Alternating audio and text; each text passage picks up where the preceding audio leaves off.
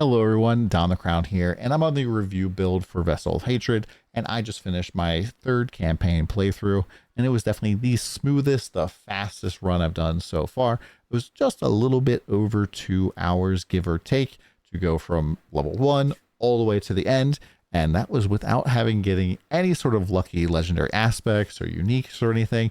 And I think that this leveling build is absolutely cracked. I'm going to show you all about it.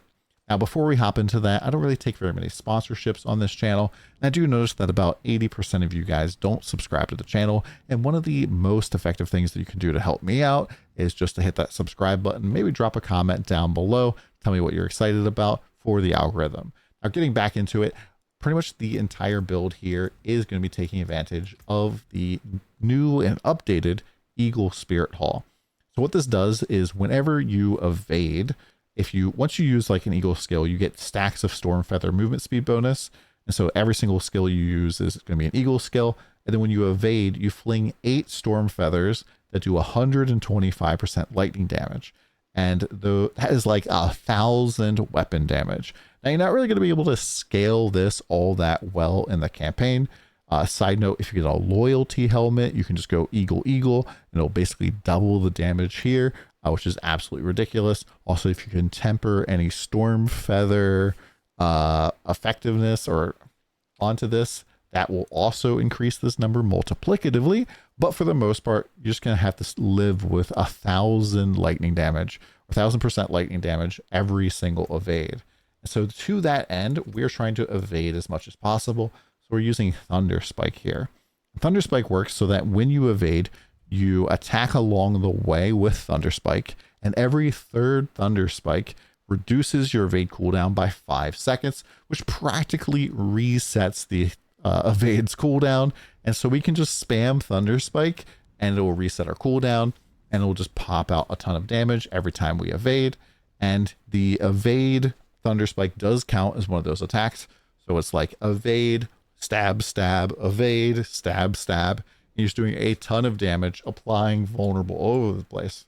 Now, before I get to level 15, I do recommend, by the way, to go and basically just take these first 2 points in Thrash.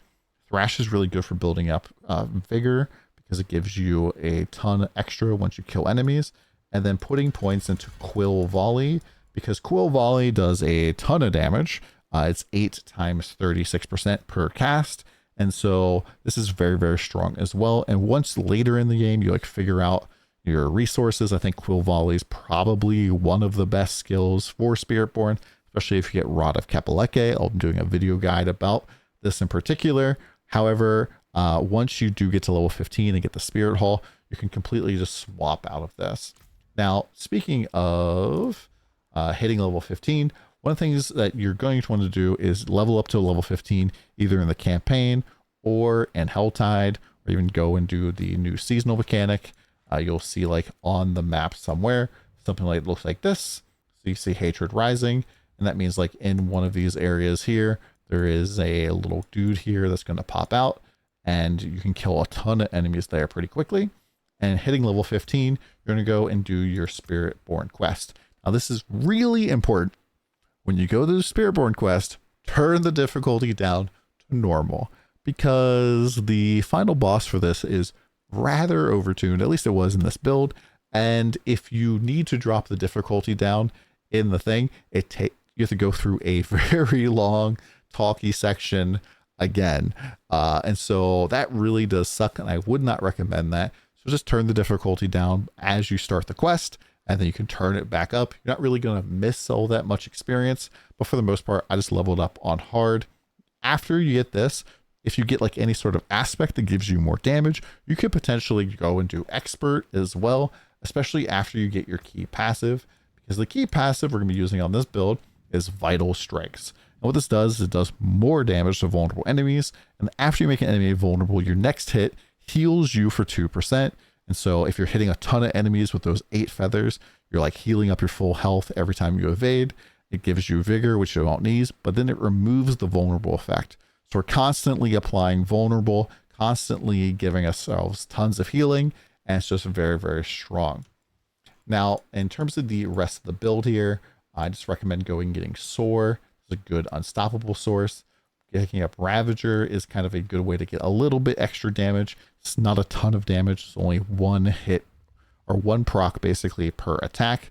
And this makes replenishing Ravager though, makes it so it's 5 hits, which does work very nicely with Potent, where every time you hit with the Jaguar skill or do Jaguar damage, enemies will take increasingly more damage, up to 100 stacks of this, which is pretty nice. And then getting things like Mirage makes it so that every time we are evading, our dodge chance goes through the roof. We'll have about 70% dodge chance while evading, which is very nice. This reduces the cooldown of our Soar. This makes it so that enemies that are vulnerable do less damage when they also take more damage from us. Counterattack is a really great button that we can just hit to basically give us some dodge chance that goes from 10% passive all the way up to 100%. So while this is active, we can pretty much just have completely dodging every direct attack. There are some attacks that can't be dodged, so you have to kind of keep that in mind. And then over here, we're getting more damage for movement speed, getting more movement speed for using any of our skills. And then down here is kind of the real cheese of the build. So the Hunter is the Jaguar ultimate. This has a chance when you kill an enemy while it's active to reset its cooldown. It starts at 40%. And each time you consecutively do it, it goes down by half. But this, reprocs itself pretty frequently. With 5 ranks in it, only has a 36-second cooldown, which is nice. But you get a bunch of damage to elites when you proc your ultimate or you pop it off. You also get more damage when you kill stuff while it's up or after it leaves. So up to another 30% damage here. And then, most importantly, when you cast your ultimate, it'll pretty much reset the cooldown of your last defensive or focus skill. It allows you to cast it for free 3 times, and then it'll go back to its normal cooldown. Which means if I hit Soar, and then I use Soar, takes me a pretty far distance, and then I hit Hunter, which takes me like half of a distance, can still hop over walls, can still hop through things. Then I can Soar 3 more times for free, and then Soar 1 more time before I'm out of Soar cooldowns. And if I happen to kill anything along the way there, from Soar doing damage, from my Hunter killing stuff, then there's potential that my Hunter has reset its own cooldown. And so we can do a Hunter jump and then another 4 Soars. And so this can get really ridiculous. The other crazy combination here is counterattack.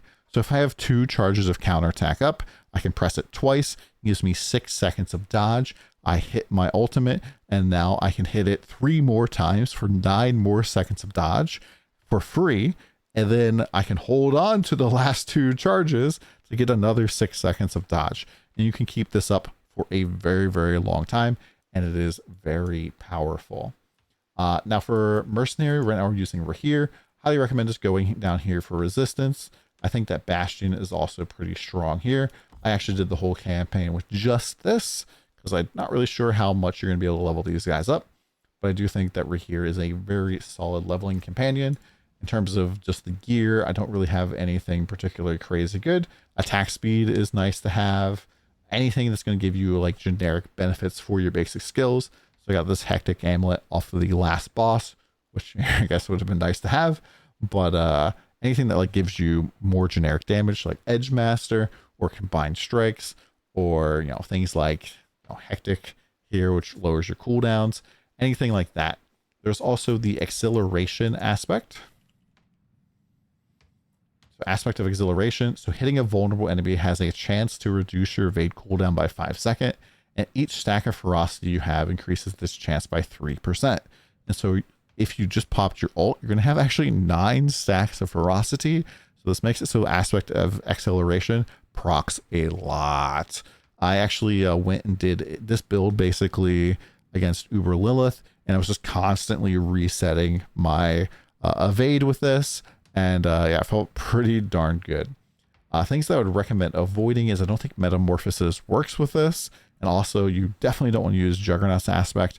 You get a piddly amount of armor, and your evade has a 100% increased cooldown, which is just very, very bad news.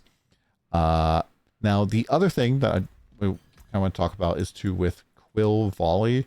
If you do eventually want to transition into this, you're going to want to go and get the aspect for that. Now let's kind of show off the build a little bit. I was kind of stalling here for Hell Tide to proc up. So let's go to get cool here. Let's kind of show you a general idea of like how it plays and kind of the like movement speed potential, because there are a lot of parts in, you know, the campaign, as you would expect, where you'll be in a dungeon running through stuff, and you're going to not have access to your mount. And so you pretty much have to turn into your own mount. And so some ways we're kind of like a World of Warcraft druid, where we can soar, hunter, soar, soar again, soar again, soar one more time. And that's all of our cooldowns. So yeah, I think that that is pretty strong. Ooh, that meteor. My resistances, by the way, are incredibly weak right now. I pretty much just took whatever gear that I just dropped. I did not do anything special. I just kind of ran through the campaign as fast as possible. I just, you know, poke with my Thunder Spike here and roll whenever I can, spamming evade, and I can left click my Thrash to teleport to enemies. But besides that, you know, these things die pretty quickly. I could probably put this on expert at this point, but you know, like I said, I don't have any aspects at all. No aspects are providing any damage right now. So I do think that this is probably a little overtuned.